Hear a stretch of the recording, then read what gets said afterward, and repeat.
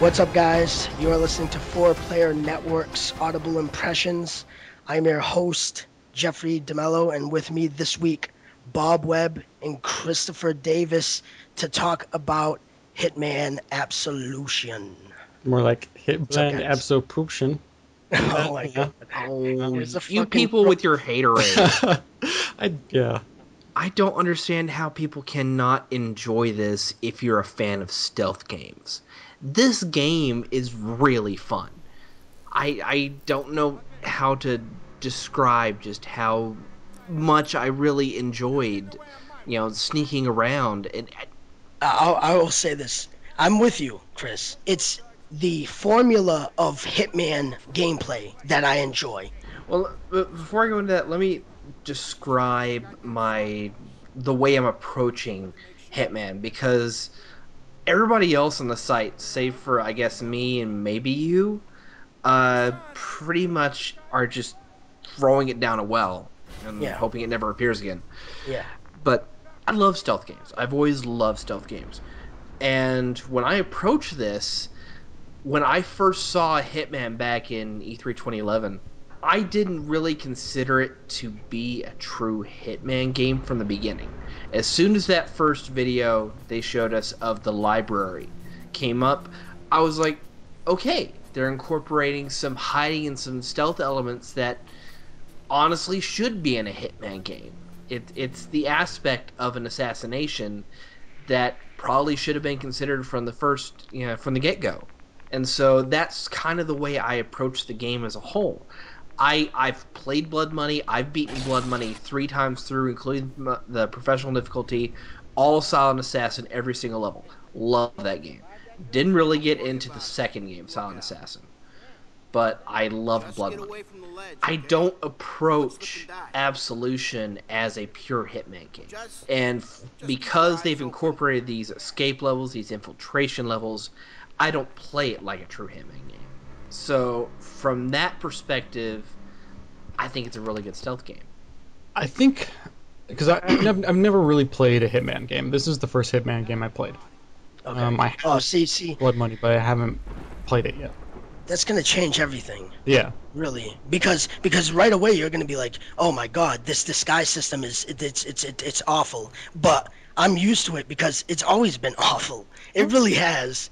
Yeah. It's been bad. It's been so janky, and like you're always just toying with it. Like okay, I'm good. You know what I mean? Like it's been bad. So how you're looking at it, like if you expected it to be perfect, like yeah, you're way off. Not really. I mean, like I actually kind of enjoyed the disguises. I like the puzzle aspect of it. I think I liked all the Hitman aspects of the game. I love going into these open levels, like seeing, getting that moment of being like, oh shit, I can go like knock a stripper out with a fucking disco ball, and then the guy comes over here, I can shoot him through the glass, and nobody can see me. It's fucking awesome. Yeah. Like that kind of stuff is just awesome. I really like that. I have these great moments where, I mean, even Tara was watching me play this, and she really doesn't like watch me play games very often. So it was a very kind of a neat, very, very dynamic way of having like being able to complete an objective in different ways, and having like being like, well, I can do it halfway this way or halfway another way as long as I complete the objective. And having the whole disguise things was a neat mechanic, and it I had it was kind of like that rock paper scissors deal, where it's like, okay, well, I can use this, but if I use this disguise, it's going to work with most of these guys, but not with these other guys. Which, from what I understand, is completely different from the original Hitmans. Obviously, because the whole intuition system is not present. What's the other things? I really liked I liked the story in the game. Like that actually kept me playing as much as I did. Because actually, I liked the story. I liked the characters. Absolutely. They did a good job with a lot of the characters, and I certainly made some really detestable characters, and they are, and they're believable. And like the whatever technology they figured out to make the jaws move left and right, like it blew my mind, because you never see that. No. I'm like, why haven't we seen this before? Like, why is it taken all 6 years? It reminds me a little bit of, if you've ever played Heavenly Sword. Yeah, it does. Those the faces are good. good. Look at those characters, like, whoa. Like this is completely different from what I've seen. Like any, Yeah. and of course, Heavenly Sword was the beginning of the PS3. It was a launch title, wasn't it? Yeah, and that's a shame, right? Yeah. Because we haven't really seen great faces out of anybody else like that. Like whenever you see them get really excited about something, like oh shit, something's up. Like oh that this probably gonna be a shitstorm coming. There's so much you can do by just focusing the camera on the face and manipulating the face than you could ever do with just the character walking around and doing stuff. Yes, exactly. You can get so much emotion and feeling from a scene just focusing on a face. And I'm so glad we're going in that direction. And Hitman does a very good job of that. Yes, it does. The story I like a lot. I thought the writing was great. I thought the voice acting was really, really good. And did you guys notice a lot of the environmental storytelling? Like, did you get to that part where there was a dead stripper on the second floor? Did you go see the body? Yep. Yeah, like a lot of people would have missed that, and I was like, oh shit, like there is a body in here, and if you paid attention, right, her neck had like the marks, you know what I mean? So you could tell she was strangled, and then right away I started telling myself my own story, like, oh shit, like a dude probably like tried to rape her and like took her in the back. And no, actually, you don't. That if you listen to more to the story, do you know the whole thing about going to Hawaii? No, I didn't. They fleshed that? Oh yeah, didn't you? They fleshed that out? Yeah. I didn't hear. Oh yeah. Several of the strippers talk about going to Hawaii, and actually you actually get a good idea of what going to Hawaii means if you actually listen to them. What the fuck? Yeah. Go back. So that's the things. I really love this kind of stuff in the game. Like that's why I was like, oh shit, this is awesome. Yeah, environmental storytelling is super important. It's super important. But either way, it still had the same effect. Like, because I automatically started making stories up in my head of like, wow, like that's fucked up. Like, I wonder what happened here. Right, I guess they really never were explicit either. I guess I have my own idea of what happened. But either way, the idea that they're fleshing that out is really it's cool. It's a given plus. I like that they lost the map. I like how they integrated and took away a menu option. Like I hate going into menus to look at a map, go back, take 4 steps, then go back to the menu again. Yeah. You know what I mean? Whereas all I had to do to see the map now is hit the bumper and go into instinct mode. If you stand still and you just go into instinct mode, it doesn't burn any instinct. I don't mind the map going away. In fact, I think it takes away kind of a strategy element to the game that wasn't really appealing to me about the core Hitman gameplay. Yeah. So I think it plays a little better, in fact, and makes you think and react a lot better or more by not having it. Yeah, and didn't the Blood Money also have that little picture-in-picture of your target? Yeah. Yeah. And that's completely non-existent in this game. You just actually, whenever you hit that bumper, your target comes up in red, and you can see them no matter where they are in the level. Initially, I used Instinct a lot. I used it for like the first 5 or 6 levels. But after a while, I just started using it less and less and less, to the point where the final 2 areas, I really didn't even use it at all. It's all really just about adapting to the environment.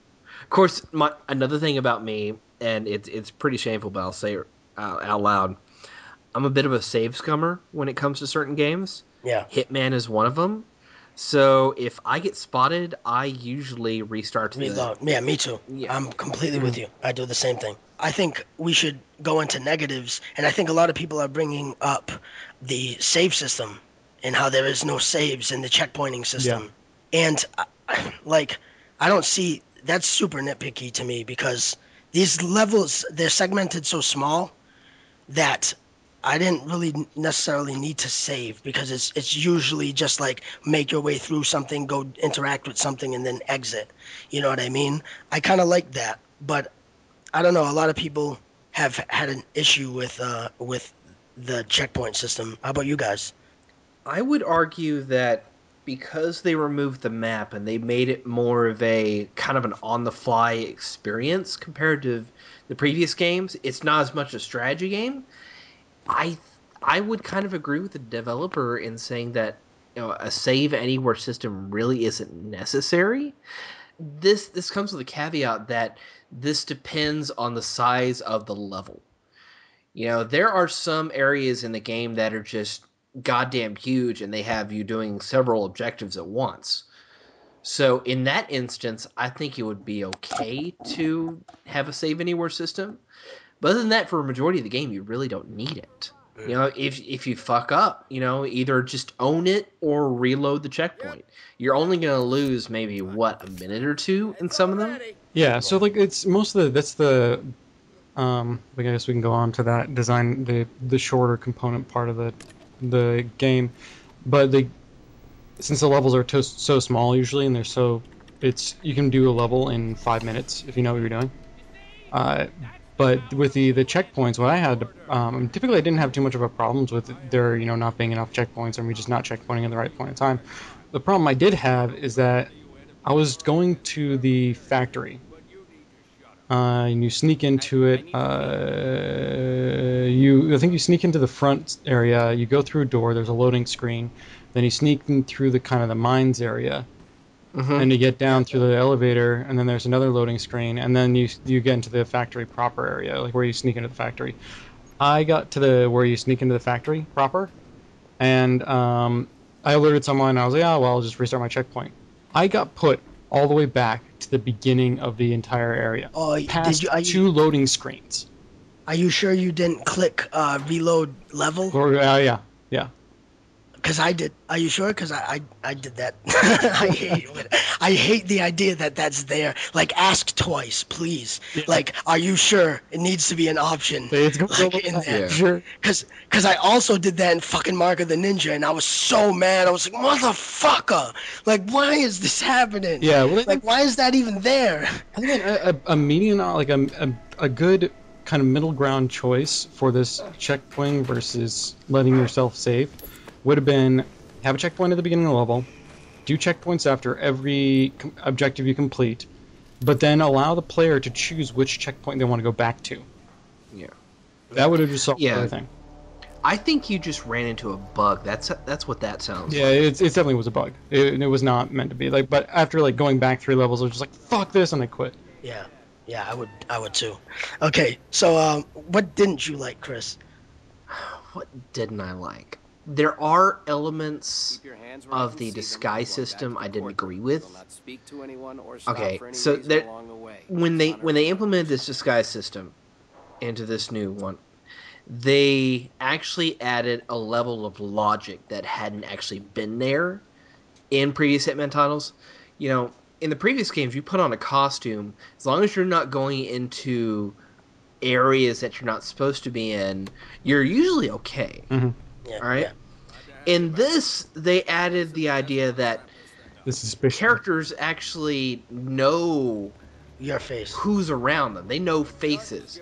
So a cop that's been on the beat for 20 years, who's been hanging out with his squad mates throughout an entire level, he's probably going to notice the bald guy with the band-aided tattoo on the back of his head. What the fuck with that? Trying to, walk the exact opposite direction. Heaven forbid this game have logic, but they've added it in, and I can agree with that. That's a good thing to have.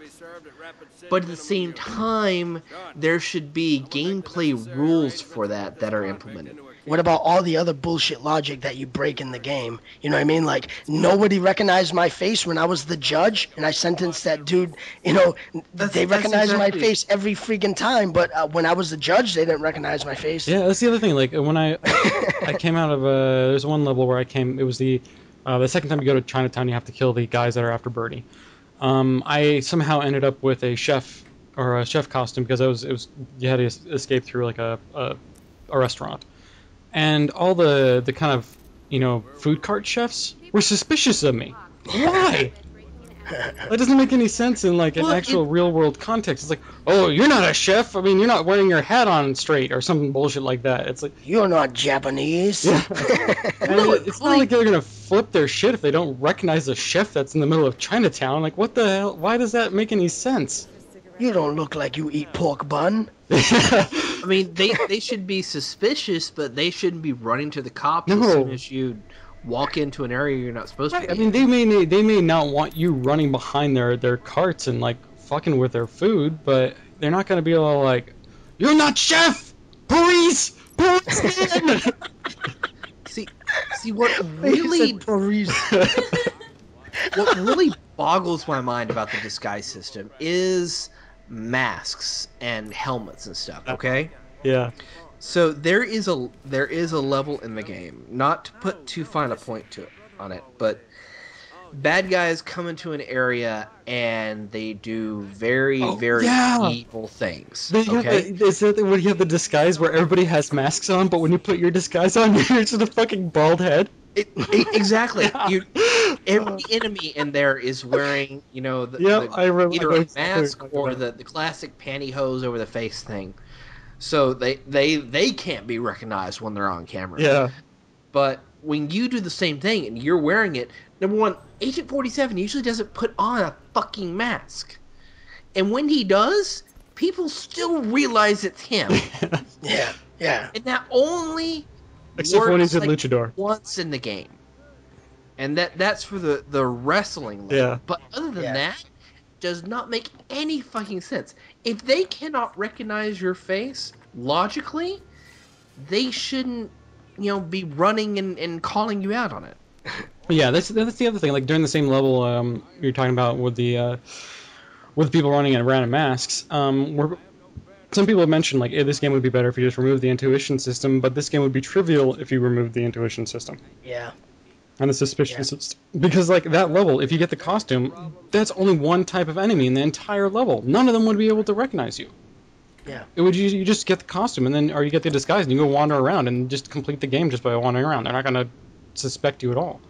Yeah, it'd be too easy. Yeah, and there were even parts in Blood Money where I thought they were too easy. Like if I got a certain costume, I was like, if you found that one costume that like everyone let you slide, like it was a fucking breeze. Yeah, it's when you're playing rock paper scissors, you're playing rock paper scissors shotgun. Yeah, right. It's weaker in many ways to the original ones. In the creativity in the levels, they're not as creative. I agree with that. The kills, the hits aren't as creative.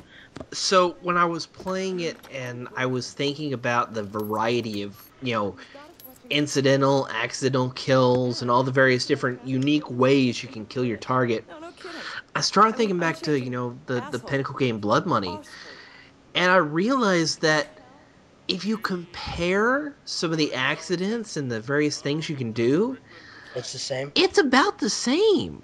So, for example, I was thinking about the Chinatown level. Mm-hmm.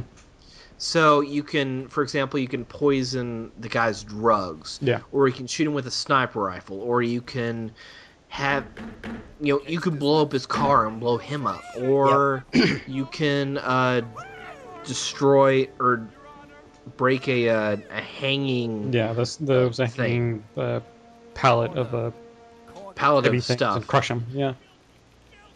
That's four primary ways you can take out the target other than just walking up and just shooting him in the face. Yeah. You can also poison if you get a cop costume. I can get up in the pagoda or wherever he is and poison his drink there. Yeah, you can do like 4 or 5 different things. Yeah, you can also poison the food that he eats too. Like there's many different ways you can actually poison them. And there's by comparison, there is a really famous level in Blood Money called The Murder of Crows. It takes place in New Orleans, and you're supposed to kill these 3 different targets. And I started thinking about each target, and there really was only about 3 or 4 incidental ways to kill each target. So it's cool that you said that, Chris, because now that I'm thinking about it, maybe it's just the padding of the game, right? Like how they padded out to 20 sequences instead of it being 10. Because the previous Hitman games, I don't remember them being very long. You know what I mean? Like, so I kind of feel like this one was a lot longer, but only because I felt like a lot of the sequences weren't hits; they were, navigating to something. Evade the X. Yeah. Joseph would say, "Evade the police." Evade the police. Evade the police. Evade the guards. Evade the agency. And I like the idea of these levels because, again, what I was saying earlier, this is an aspect of an assassination-oriented game that should have been considered from the very fucking beginning of the series. Because you're going to have to infiltrate places, and you're going to have to exfiltrate. Yeah, I think So logically, eventually the cops are going to realize somebody was killed. We should close off this area. Oh wait, what's that? We have a partial subject description. Well, let's go hunt him down. yeah. But no, that was never incorporated. You get to your entry point in a regular Hitman game, and boom, it's over. You get your ratings. You move on to the next level. Well, I think that's because the hits in the correct me if I'm wrong, but the hits in the earlier Hitman games were kind of they weren't really tied together. They were No. very sectioned off. Really weren't. They were I do individual missions. But with Yeah. this new story focus Yeah. for Absolution, and hopefully with the series going forward, because I really enjoyed this story, hopefully they tone it down a little, put a little bit more emphasis on the hits, but definitely keep it in there, because that's smart to have that in there. Yeah, Yeah. I didn't mind it that much. I actually like a good stealth game. Like Thief still is one of my favorite series. Yeah. But like Thief's awesome. for some reason it just did not jive with me in this game. Like it's probably because of like either shitty checkpointing or me just being stupid or just having these weird scenarios where I feel like, well, you know, I don't really know what they expect me to do. Like, am I supposed to get a costume here? Am I just supposed to, or get a disguise here? I keep calling them costumes. I don't know why. Am I supposed to just stay stealthy? Like, fortunately, there's no like instant fail scenarios. I mean, if you really wanted to, you can just go get a fucking gun and kill everybody. Yeah. But it just kind of sent weird mixed signals. So probably because I was expecting the traditional Hitman kind of formula, and then all of a sudden getting this stealth sections thrown in almost every other fucking level or multiple levels in a row just kind of pissed me off because like, well, I really enjoyed the other parts. Like, why can't I, you know, why don't I want to go like, you know, stab a hooker? Yeah, right. You know? Yeah. Like I would love to like been able to take the disguise of a hooker and then giving the guy a lap dance. Yeah, that's a Hitman thing. Have just the Agent 47 in this kind of string bikini, like it's completely flat chested, or maybe it's like some socks shoved in there. It's got this really bad wig and horrible makeup. He's giving this dirty old man a lap dance. Oh, can you imagine his character being voiced saying things like, "Hey, baby, you looking for a good time?" See, is it just me, or does he sound like Morgan Freeman every once in a while? No, that's just David Bateman style. Yeah. Yeah. That is his name, right? David Bateman? Yeah, I think so. Okay. So I mean, I had a problem with the intuition system. I think it's safe to say everyone did because it eventually gets frustrating. But I didn't have that much of a problem with it because I learned to finagle my way. Like the second I started seeing the indication peak, like I'd turn and find a way out of it. You know what I mean? So I didn't like. It didn't fuck me a lot in the game as much as I noticed. It's like I'm watching it on the feed at 4pp.tv and like I'm watching everyone else play it. A lot of them like they're not trying to play by the rules of the system. They're just trying to play by their rules, and the intuition system sucks because It's getting in the way. It's getting in the way, right? And I did get later in the game, like the later levels in the game, like where it got really tough. Like there was dudes everywhere, and I couldn't turn left, right, or north, you know, to evade it. protect my face. Yeah, I would get fucked, and then that's when the frustration started setting in for me, and I did start hating on it a little bit. But initially in the first like 15 sequences, it really didn't bother me. I didn't really run into a lot of problems. But the levels, I think, how they're designed and how they're segmented do make it feel less creative, even though Chris Davis has proved us wrong, which is interesting. I don't like the way that it's the gameplay kind of pulls you through. I really don't like the as much as I hate to use this word, pacing of it, where it's the spreading of the gameplay. It's kind of a little thin in some parts where it's the padding.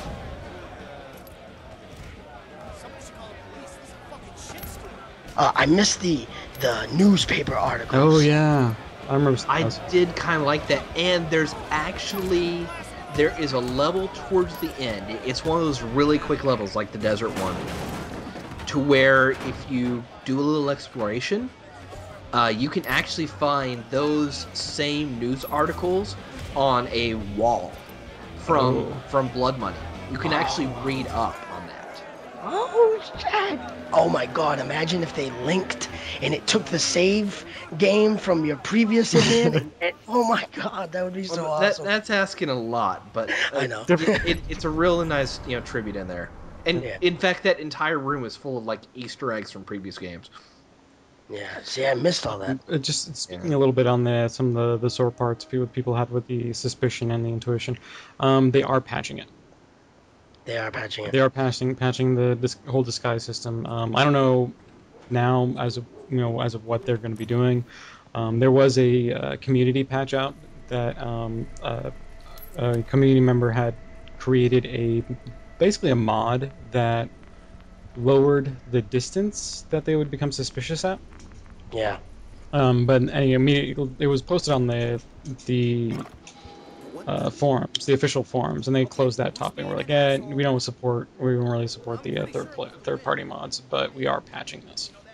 Yeah. So I don't know what that's going to do to the game, but it makes me look forward to seeing are they really going to listen to the hardcore fans of the Hitman franchise, and in the next one, if they make a next one, are they going to really kind of to get rid? I don't think so. Well, they've pretty much said that the next Hitman game will be similar to Absolution, but it's being developed by another team at Eidos Montreal. So it's not IO Interactive. Right. It's the team that did Deus Ex Human Revolution. I was going to ask. Or at least the same studio. May not be the same team. I don't honestly, Bob, I don't think they're going to stray away from the storytelling. Yeah, well, like that, you know what I mean? I'm hoping the fucking film. Yeah, I'm hoping what they do is they give you story clip and then the whole level. Yeah, one hit and then go from story clip after that into the next hit, etc., etc. Right, I'm fine with that whole having longer sections instead of having them being jarringly interrupted by loading screens. Yeah, what they wanted to do, I think, again, was that scoring system that they incorporated. I think this breaking it up into tighter sequences makes it makes it more of easier to score chase. You know what I mean? I tell you one thing that really kind of takes me off, and Brad and I are in 100% complete agreement about this. If you reload a checkpoint, no matter your progress, every single person's position resets to its default area, not where your checkpoint was. So for example, if I've killed a character and I've checkpointed and I have to restart that checkpoint, all the guards that had been doing their patrols and stuff like that, and all the civilians and stuff, they reset to their default areas. And so because this game has hard triggers in it, guards will just stay in some positions, and I have to completely rework how I'm approaching an area. Yeah, right. And it pisses that's what happened. Fire. I was wondering, what did a guard popped up here? I wasn't here before, and this is after I reloaded a checkpoint. But yeah, I do agree with you on that. Them that totally sucks. No one should respawn. Everyone that I killed should be gone, and anybody I surpassed should be out of the picture because I've already moved forward. Well, I can understand a little bit of why they did it because of the checkpointing system and having the hard triggers. If they didn't do it, if they had soft triggers where whether they had a scripted sequences, because I remember in Blood Money, it didn't fucking matter what your character did. The NPCs went on, lived in the world. They did their own shit. They weren't waiting for you to show up to be able to witness this event. If you missed your window of opportunity, you missed it. Yeah. You don't get that choice again. Real quick, before we wrap up, contracts mode. Absolutely. Am I the only one that's actually played it? No, I've played it. I haven't played it. Okay. But I probably had the most experience, so I guess I'll go first. So, contracts is the quote-unquote multiplayer component, to where players can create contracts by going into the single-player levels with all the same normal AI going on. You mark targets, you execute those targets, and depending on those conditions, it rates and builds a score for you. And then you can share that contract, have players try to meet those conditions, and do leaderboard work. And I gotta say, that's pretty goddamn fun. Yeah, it's fun. Now I'm mad at the Hitman community right now because all of them are doing kind of milk it contracts to where you do the absolute minimum amount of effort for the absolute maximum amount of money. Mm. Is there some like things you can buy with this money or something? Yeah. Oh, yeah, guns that's and with outfits. the fucking broken system. The currency you spend on your safe house, where you upgrade your weapons and to a small degree your abilities. Yeah. That you can in turn use that to in your other contracts that you continue to play on. You can improve your score, and you have better abilities, obviously. But my issue with the community is that they make these levels, and when I was searching, I spent 2 hours on the broadcast the other day, just going through these maps, and it was one of two scenarios. It was the basic Chinatown map where you had to kill, I don't know, either a fucking chef or the primary target, or it was the tutorial level in a certain area where you have to kill a chef or, I don't know, a couple guards. And it's all these people making these very lucrative contracts that take you maybe, some of them took like 45 seconds for me. Yeah. And then there were some that were just so uncreative that it was just making me so mad. I couldn't stand it. I do like the idea that they added like a scoring system, because it totally makes it's interesting. You know how many times I'm playing the game and I see at the top of the screen, so and so scored this much on this section, and I was like, fuck, I have to be better than them. What? You know what I mean? Like, I wonder what they did. JTC fucking love that stripper level. Jeez, like every time I went there, I was like, God damn, how does he get such a high score? It was like always on that stripper level, just fucking always looking at those tits. But I mean, if you actually express yourself in the contracts mode, you can make some very fun maps. It's unfortunate because it's unless they really promote that community stuff. I mean, I didn't even really know that the community would make contracts. I really didn't know that. Yeah. Oh it's yeah. A cool idea. It's a really cool idea. Yeah. There's got to be at least 60,000 maps on there. Of course, 2/3 of them are pretty much the fucking same contract across 2 maps. But yeah. Other than that, it's fun as hell. Actually, I'm impressed because this didn't come out sounding as negative as I thought it was going to be. I'm kind of mixed on the game. I like there are some parts that are awesome, and there are some parts I fucking hate. Yeah. So it's a 50-50 give and take. I mean, I wouldn't really recommend someone to go out and buy this at full price especially if they're uncertain about it, but definitely worth a rent. Yeah, you know what? That's a perfect way to bring it up without reviewing it. I say like I'll buy this at $40. Like that's about the level at which I'm putting this game. Mm-hmm. Like at $40, I thought I'd for sure, if I see it on sale, $20 off, I'm gonna probably pick it up. Yeah. Just because of the contracts mode, like Chris is saying. Chris, people can play that, right? That contract you made. They search for my name, or they search for the contract ID number, and they can immediately just load it up. Cool. And what name is that? It's my Slacker Chain Xbox Live account. Yeah. It doesn't matter if people send me messages because my friends list is full. Whatever. God, that sounded egotistic right there. I have no friends. You could friend me. I have plenty of space. One thing I wanted to mention in closing is that going back to what I said earlier at the very beginning, I don't think you can approach Hitman Absolution as a Hitman game. Yeah. I think you really... If I had to compare it, I know it's been overdone and mentioned hundreds of thousands of times, but you gotta compare it to Splinter Cell. And you gotta think of this as basically an amalgamation of Splinter Cell Double Agent and Splinter Cell Conviction. You got the classic hiding and running around of Conviction, with the kind of social stealth aspect that Double Agent dabbled in. if you're a Splinter Cell fan, I think you're really going to have a lot of fun with Hitman Absolution. This is a great segue into the Hitman series.